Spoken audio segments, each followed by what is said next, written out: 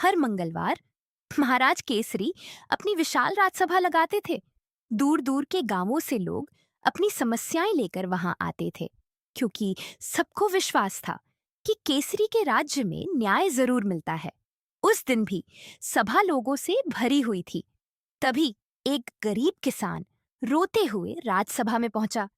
उसके पीछे पीछे एक अमीर और घमंडी जमींदार भी आया। महाराज केसरी ने पूछा, बताओ, क्या विवाद है? गरीब किसान हाथ जोड़कर बोला, महाराज, मैं अपने खेत में मेहनत कर रहा था। तभी मुझे मिट्टी के अंदर सोने के सिक्के मिले। लेकिन यह जमींदार अब उन सिक्कों पर अपना अधिकार जता रहा है। तभी जमींदार जोर से हंस पड़ा और बोला, महाराज, खेती के औजार मेरे हैं। अगर मेरे औजार ना होते तो इसे सोना कभी मिलता ही नहीं। इसीलिए सोने पर अधिकार मेरा होना चाहिए। सभा में बैठे कई मंत्री जमींदार की बात सुनकर सोच में पड़ गए। कुछ मंत्री उसके पक्ष में बोलने लगे। धीरे धीरे सभा किसान के खिलाफ होती दिखाई देने लगी।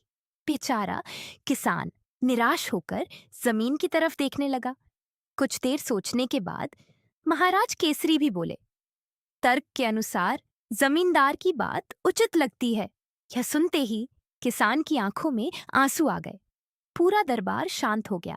तभी राजसभा के पीछे से एक छोटी सी आवाज सुनाई दी, महाराज, क्या मैं कुछ कह सकता हूं?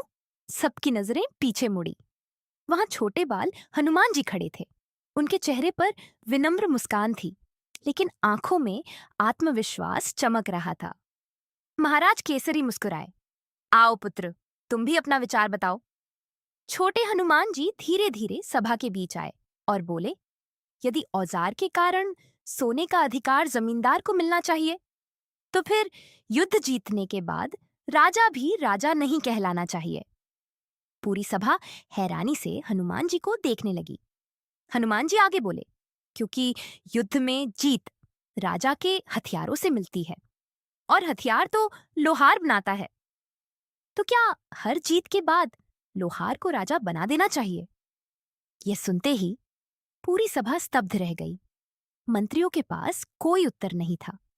महाराज केसरी भी गहरी सोच में पड़ गए। कुछ क्षण बाद उनके चेहरे पर मुस्कान आ गई। उन्होंने अपने सिंहासन से उठकर कहा, आज बाल हनुमान ने हमें सच्चा न्याय सिखाया है। सोने पर अधिकार उसी का है जिसने अपनी मेहनत से उसे पाया।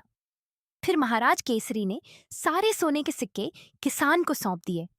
गरीब किसान खुशी से रो पड़ा, जबकि लालची जमींदार शर्म से सिर झुकाकर खड़ा रहा। पूरी सभा जय हनुमान के नारों से गूंज उठी, और उस दिन सब ने समझा कि सच्ची बुद्धि वही होती है जो हमेशा न्याय और सत्य का साथ दे।